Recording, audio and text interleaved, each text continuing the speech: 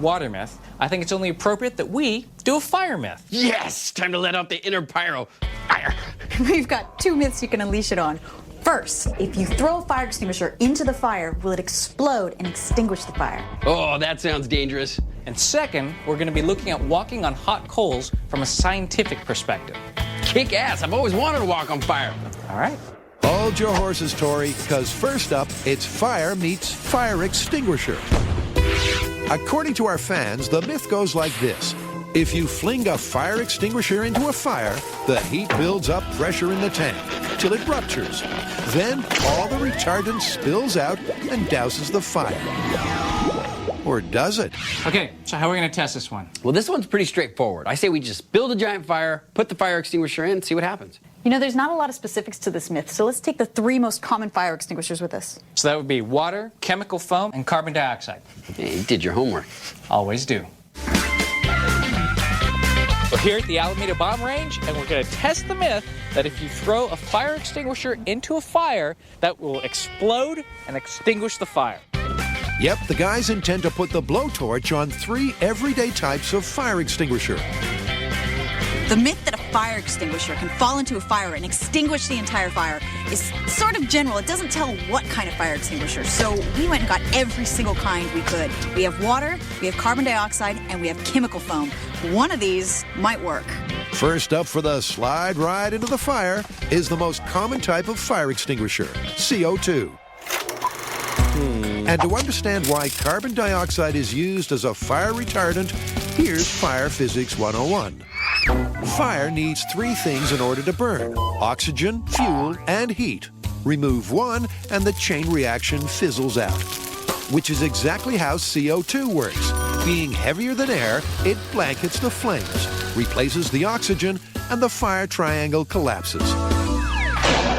But if you chuck a high-pressure CO2 canister onto a fire, will it actually blow up and put the fire out? Now this one is under the most pressure, 800 psi, but it's probably the least likely to explode because it has a pressure release valve, and this prevents it from exploding. And carries cocksure, it'll be a fizzer. There is no way a fire extinguisher is going to fail so catastrophically that it explodes and then extinguishes the fire. But despite everyone's conviction, she and Grant hunker in the bunker, while Tori, with his pre-flight check complete, launches the CO2 tank. Ready? Ready? Run, Tori, run! And then beats a hasty retreat. Down the hill, Tori only just has time to get his breath back. It sounds like something's hissing. Yeah, the safety valve released. Before the experiment fizzles out, as the pressure relief valve does its job. And 15 minutes later, it's empty. It's a good testament to the safety feature that's built in there. It's designed in an overpressure situation, such as raising temperature, to vent all the CO2 safely. As far as this myth goes, it's busted for the CO2. Hold your flaming horses, Grant. There are still 2 other types of extinguisher to test: water and foam. And unlike the CO2, neither has a safety valve. This is a pressurized tank, and it's meant to have both liquid and gas in it. Put this in the fire, heats up the water, creates steam, increasing the pressure, and hopefully rupturing the tank. So while our twisted fire starters do their thing, let's get a prediction from Carrie. Even if there's a rupture, I don't see the fire going out. This is a big fire, and I just don't think that there's going to be enough explosion to put it out completely. All right, so the fire is ready. So this is water extinguisher. All right, let's do it. In 3, 2, 1.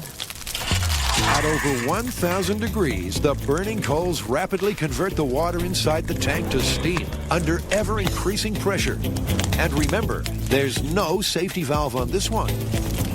Hopefully we'll get a rupture. So then water will go everywhere and put out the fire if the myth is true. If not, it's busted. But at the 9-minute mark, the canister has conniptions.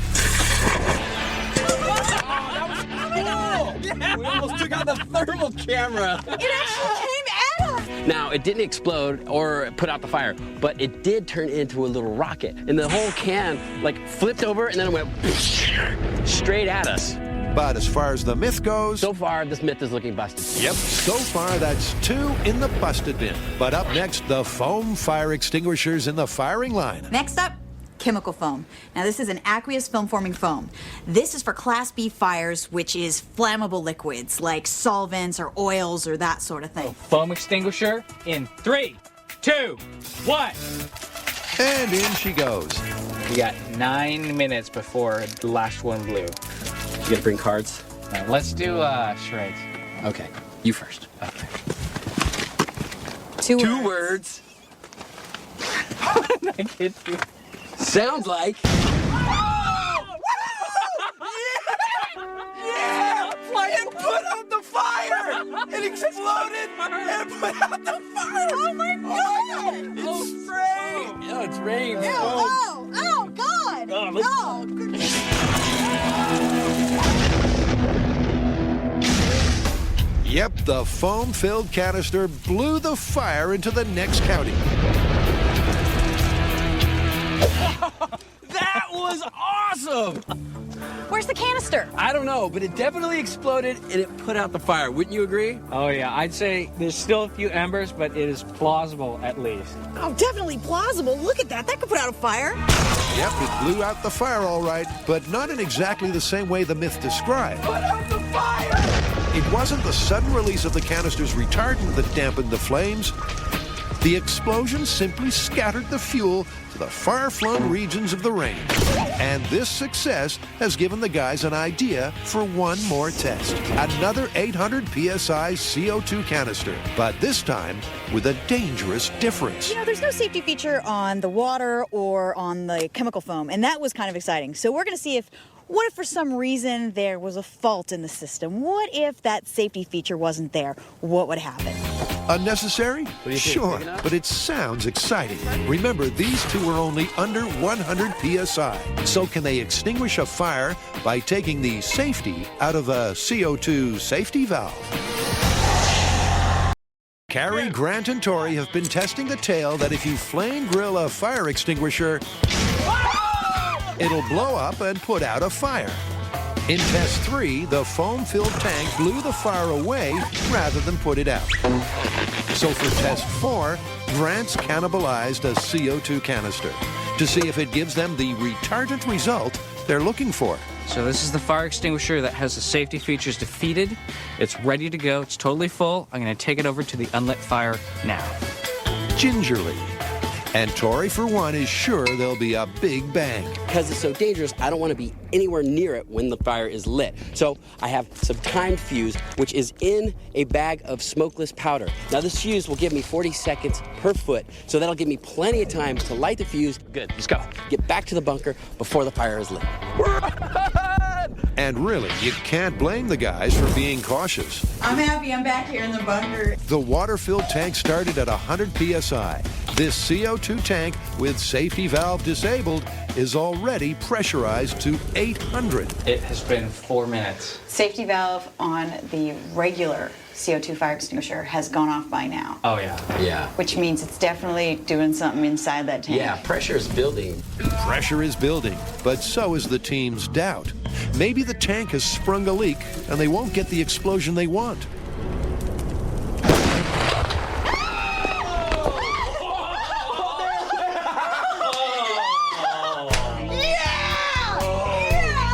Or maybe they will. And now everybody's happy. A warm campfire, good company, Don't see a fire. and a whopper of an explosion. Yep, it's busted all right. But what about the myth? Well, yeah, it didn't so much put the fire out as obliterate it. But it put it out. And we got the explosion we wanted. There you go. Yeah! Hello, plausible.